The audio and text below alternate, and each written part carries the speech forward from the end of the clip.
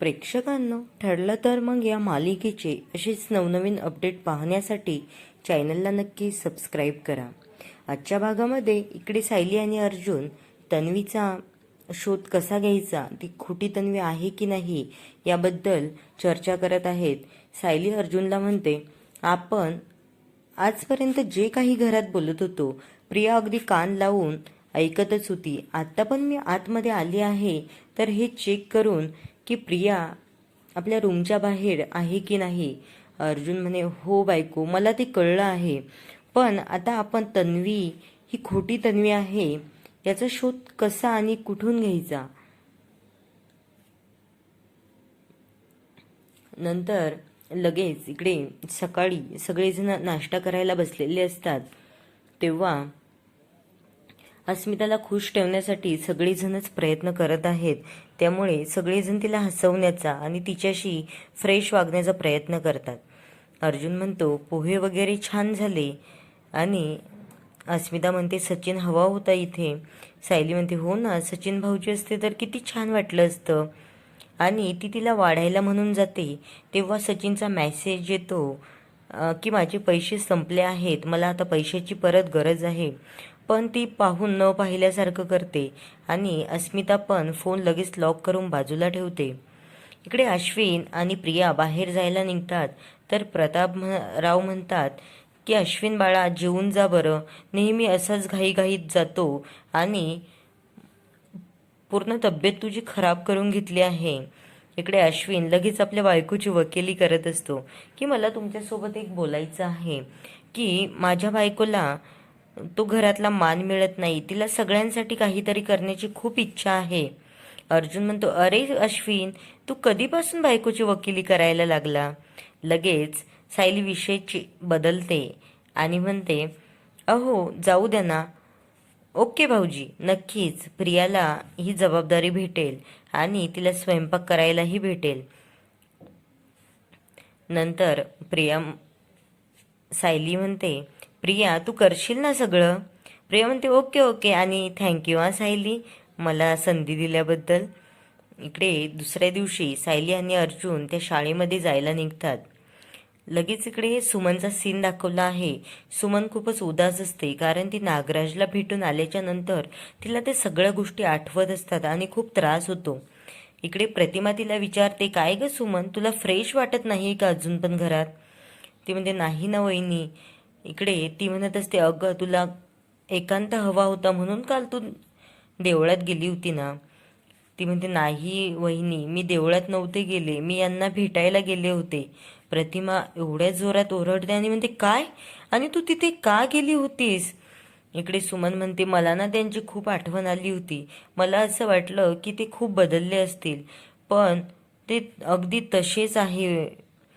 इकडे प्रतिमा म्हणते, अगं बाई, तो माणूस सुधारणार नाहीच आहे सुमन, तू त्याच्याकडून अपेक्षा सोडून दे. आणि लगेच इकडे शाळेमध्ये ते प्राचार्य बसलेले असतात. त्यांना अर्जुन आणि सायली रेकॉर्ड दाखवायला सांगतात आणि ते दाखवतात. तेव्हा त्यामध्ये असं असतं की सदा आणि मैना आणि त्यांच्या 5 मुली यांना तिथे हा डाऊट क्लिअर होतो की सदा आणि मैनाला 5वी मुलगी पण होती. आणि ते म्हणतात, या शाळेमधल्या आम्ही ना काही रेकॉर्ड ट्रान्सफर केले होते सावित्रीबाई फुले विद्यापीठात, तर तुम्ही तिकडे जाऊन बघावं लागेल, कारण नंतर ही फक्त आम्ही मुलांची शाळा बनवली. पण तुम्हाला तिथेही ते रेकॉर्ड भेटणार नाही कारण 4 वर्षापूर्वी ती पण शाळा बंद पडलेली आहे. मार्केटमध्ये एक शाळा आहे, त्यामध्ये तुम्हाला ते सर्व रेकॉर्ड भेटतील. इकडे अर्जुन म्हणत असतो, धन्यवाद, आम्ही तिथे जाऊन बघतो. आणि अर्जुन त्यांना फोटो काढायची परमिशन मागतो तर ते फोटो पण काढू देतात आणि म्हणतात, तुम्हाला तिथे जाऊन सगळं काही करायला भेटेल, तुम्हाला जे रेकॉर्ड हवं आहे आणि जी माहिती हवी आहे ती सगळी मिळेल. माझा एक पिऊन ओळखीचा आहे, त्याला मी कॉल करून सांगतो की यांना मदत करायला. अर्जुन आणि सायली तिथून निघतात. लगेच इकडे प्रिया घरी स्वयंपाक करत असते, पण तिचं काही लक्ष स्वयंपाकात लागत नसतं. ती म्हणते, अरे अरे, मी उगाच अडकून पडले इथे. सायली आणि अर्जुनच्या मागावर जाता आलं असतं, आता काहीतरी करून मला जावंच लागेल. आणि ती म्हणते, विमल, घरामध्ये हरभऱ्याची डाळ नाही का ग? विमल म्हणते, आहे ना, मी काढून देते. ती म्हणते, अगं माझे सगळे डब्बे वगैरे बघून झाले तर कुठेच मला दिसली नाही. विमल म्हणते, अहो तन्वीताई, तुम्ही थांबा ना, मी लगेच आणून देते मार्केटमधून. ती म्हणते, अगं नको तू, मी जाते ना. विमल म्हणते, तन्वीताई तुम्ही करा ना स्वयंपाक, मी जाऊन येते. आणि इकडे प्रिया लगेच पदर वगैरे खोचते आणि लगेच बाहेरच्या दिशेने पळ काढते. आणि विमलला म्हणते, अगं तू कशाला, मी जाऊन येते ग. आणि जाते आणि गाडीत बसताना दाखवले आहे. नंतर ती म्हणते, पण आता जायचं कुठे? सायली आणि अर्जुन नेमके कुठे गेले असेल? पण आधी मार्केटमध्ये जाऊन बघते. आणि तिला सायली आणि अर्जुन तिथे दिसतात पण. नंतर नागराज विचार करत असतो, सुमन मला भेटायला आली होती. काय ही सुमन किती हळवी आहे, सारखी रडत असते. तिला नवरा, संसार यापुढे काही दिसतच नाही, वेंदळी कुठली. आणि काहीच कळतही नाही कशातलं. पण मला हिच्या साधेपणाचा फायदा घेता येईल का?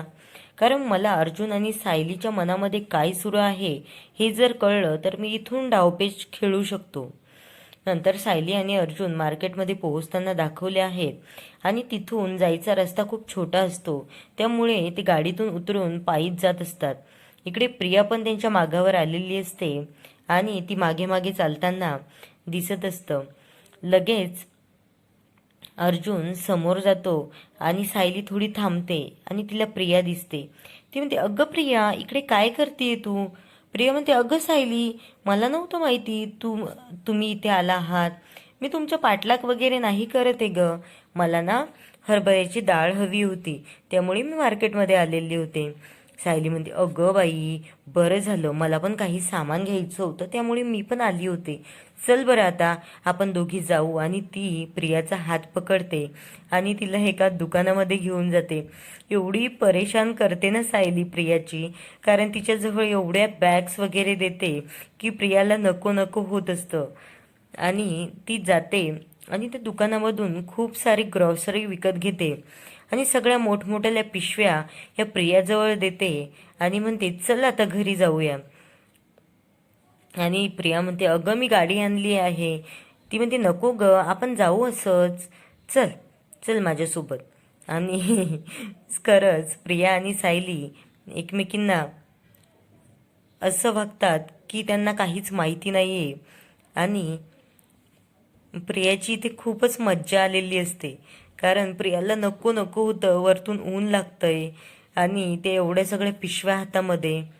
नंतर अर्जुन इकडे रेकॉर्ड शोधायला आलेला असतो. आणि अशाच नवनवीन अपडेट्ससाठी चॅनलला नक्की सबस्क्राईब करा.